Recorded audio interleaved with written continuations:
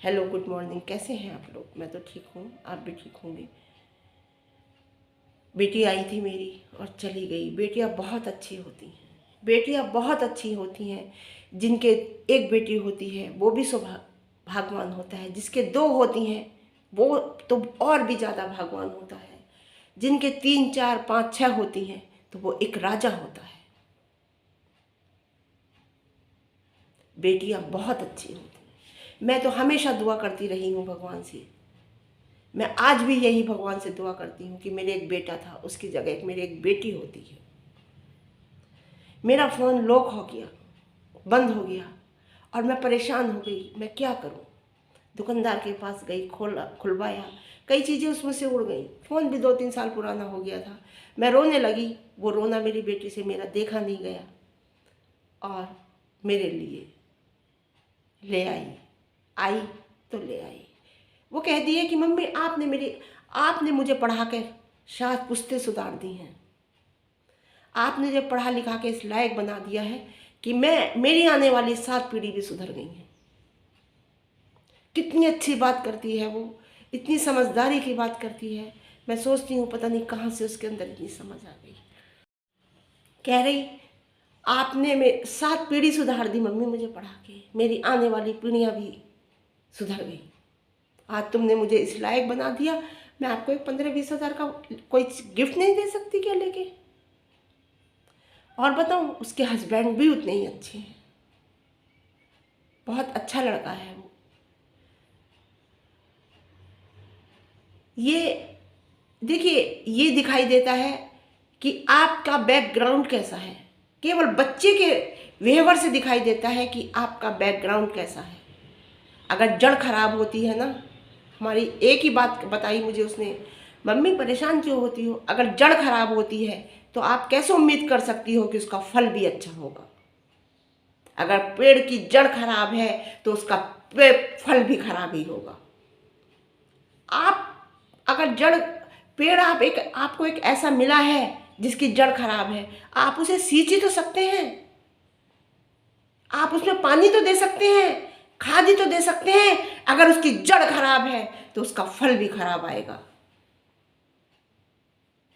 ये फैक्ट है। ये मुझे जब उसने ये बात कही तो मेरे दिल में ये आया कि तुझे इतनी समझ कहाँ से आ गई? कह रही पेड़ पे फल भी खराब ही होगा, तो आपके काम वो फल कैसे आ सकता है? आप कह रही हो ना कि पेड़ लगाते हैं तो छांव के लिए लगाते हैं। मम्मी, जब पेड़ की जड़ ही खराब थी तो वो छांव कहाँ से देगा? वो फल कहाँ से देगा? वो फल आपके यूज में कैसे आ सकता है जब वो खराब है, उसकी जड़ खराब है? और आई थी, चली गई। बंटवारा कर दिया ना, 2 हिस्से कर दिए ना। उसने एक बात कही, बोला भी नहीं बेटा, बात भी नहीं कही, करी उसने उससे। क्यों? क्योंकि दे दिया। अरे बेवकूफ, तू ये क्यों सोचता है? मैं पूरी दुनिया को बता रही हूँ, जो जो मेरी वीडियो देखेगा, तू ये क्यों सोचता है कि तेरे हिस्से में से मैंने उसे दे दिया? मैंने उसके हिस्से में से तुझे दिया है। मैंने उसके हिस्से में से तुझे दिया है क्योंकि वो पूरे की हिस्सेदार थी। उसने ही तुझे घर में घुसाया। मैंने उसके हिस्से में से तुझे दिया। अब कौन किसको दे सकता है? ये ऊपर वाले की दुआ है।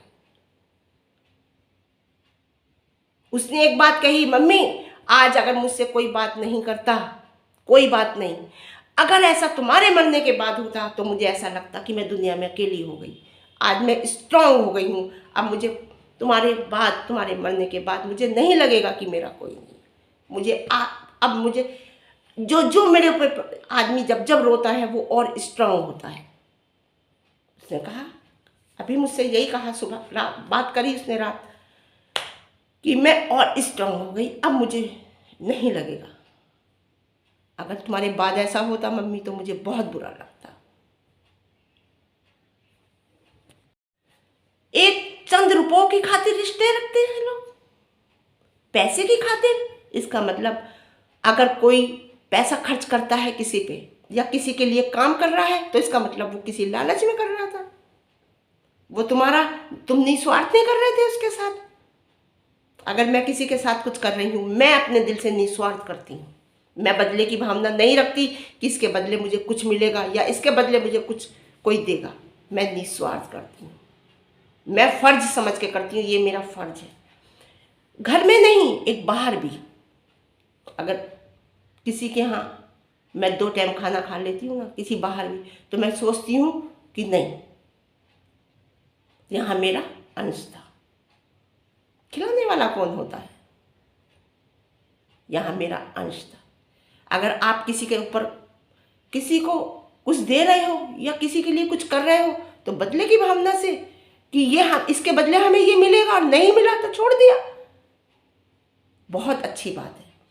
ये आपका दिखता है कि आपका बैकग्राउंड कैसा है, आप कैसी फैमिली से बिलोंग करते हो, आपके परिवार कैसा के है, आपका खानदान कैसा है, ये दिखता है। मैंने आपको शायद पहले वीडियो में भी बताया था, 67 का आप उठा के देखिए, वो लड़की उस खानदान की है, राष्ट्रपति परिवार की लड़की है। वो राष्ट्रपति थे, उसके हस्बैंड बहुत अच्छे परिवार से, और मेरे हस्बैंड के ताऊ थे राष्ट्रपति। और आज ब्रजेश पाठक भाजपा के उप मुख्यमंत्री हैं, जो उन्हीं के बेटे हैं। मैं संबंध नहीं रखती। देखिए, मेरे मैके वाले क्या हैं? मेरे मैके वाले 180 बीघे ज़मीन आप मायने रखते, करोड़ों के मालिक हैं। मैं मतलब नहीं रखती। मेरे बरेली से मेरे हस्बैंड के ससुराल वाले इतने अच्छे लोग हैं, पढ़े लिखी फैमिली, बहुत अच्छे लोग हैं। मैं मतलब रखने का मतलब ये नहीं है कि मैं बिल्कुल मतलब नहीं रखती। मतलब ये, मैं सोचती हूँ मैं क्या हूँ, मैं क्या हूँ। आज मैं जो भी कुछ हूँ वो मैं अपने लिए हूँ। अगर कोई है तो वो अपने लिए है। मैंने बरेली से 1 इंच नहीं लिया, एक चांदी के छल्ले की गुनाहगार नहीं हूँ। मैं अपने मैके से, मेरी मम्मी ने अब आके जो मुझे दे दिया है अपने हाथ से, अभी बिफोर 2 इयर्स। इससे पहले मैंने कुछ नहीं लिया था उनसे भी, और भी कहीं से मैं कहीं इतनी सी एक चांदी के छल्ले की इतनी चीज़ की गुनाहगार नहीं हूँ। मैंने जो कुछ किया है अपनी हिम्मत से, अपने दम पे किया है। करके दिखाओ ना। पहली बात तो, सबसे बड़ी बात यह है, मैं चैलेंज देती हूँ, औलाद को ऐसा बना के दिखाओ जैसे मैंने बना के दिखाया है लड़की को। मैंने बताया ना, 2 बच्चे, लड़की मेरे पास रही, लड़का मेरे पास नहीं रहा। शायद काश वो मेरे पास रहता तो उसे भी, वो भी कुछ बनता। वो नहीं रहा, छोटेपन से ही वो चला गया था। आया 16 साल का हो के, 14 साल का हो के, 14-15 साल का हो के आया। उसके पास बाद पड़ गया वो कुछ लोगों में।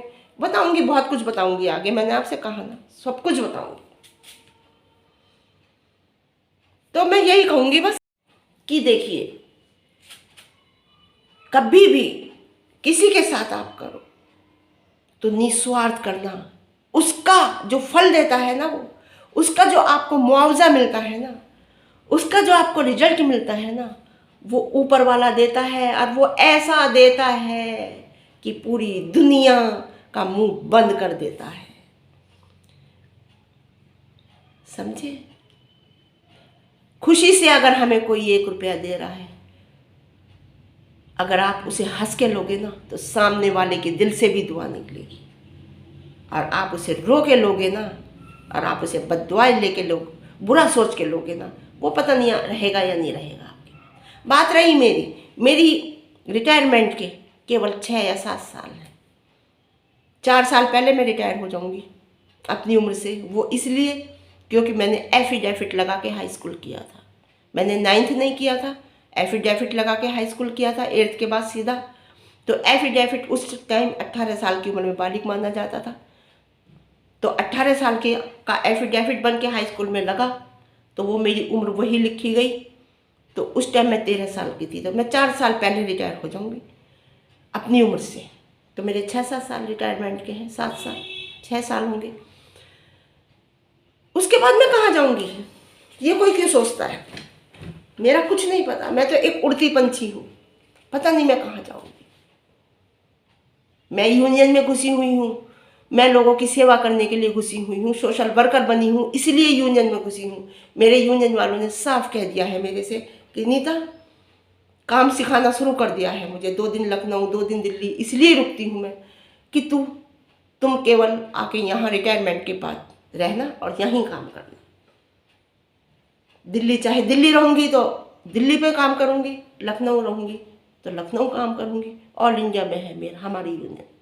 उन्होंने कह दिया साहब कि नीता तुम यहीं आके काम करना हमारे साथ रिटायरमेंट के बाद, और थोड़ी अपने भगवान की भक्ति करेंगे।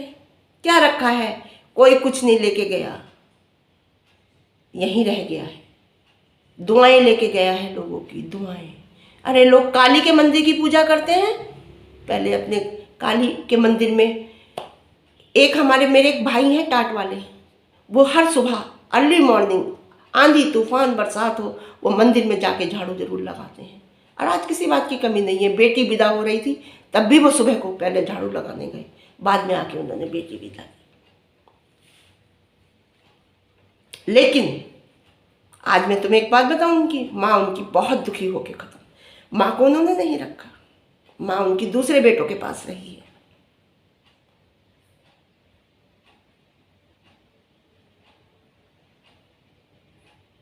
तो मैं हमेशा ये कहती थी उनसे, भैया भाई साहब माँ की पूजा करते हो, भगवान की पूजा करते हो, माँ बाप भी भगवान से कम नहीं होते, बाप तो नहीं है, माँ भी वो माँ जिसने घर में चौका बर्तन करके आपको पढ़ाया। आपके बाप तो बहुत बचपन में ख़त्म हो गए थे, आप पढ़ाया नहीं तो आपको काम धंधा कराया, पाला। अरे यही बहुत बड़ी बात है कि आपको उसने 9 महीने पेट में रखा। आपके भी औलाद है, आप अपने दिल से पूछो आप अपनी औलाद से कितना प्यार करते हो। आप ये बात तो कह ही नहीं सकते माँ बाप से कि आप हमें प्यार नहीं करते।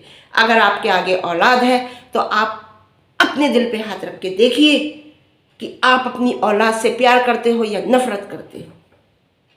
अगर आपके एक औलाद है तो 1 से करते हो, 2 है तो 2 से करते हो, 3 है तो 3 से भी बराबरी करते हो। तो आप ये बात कह ही नहीं सकते कि आप उससे ज़्यादा करते हो, उससे ज़्यादा करते हो। आप अपने दिल से पूछिए कि आप अपनी औलादों से कितना प्यार करते हो। ये वीडियो मैं अगले दिन के लिए बना रही हूँ।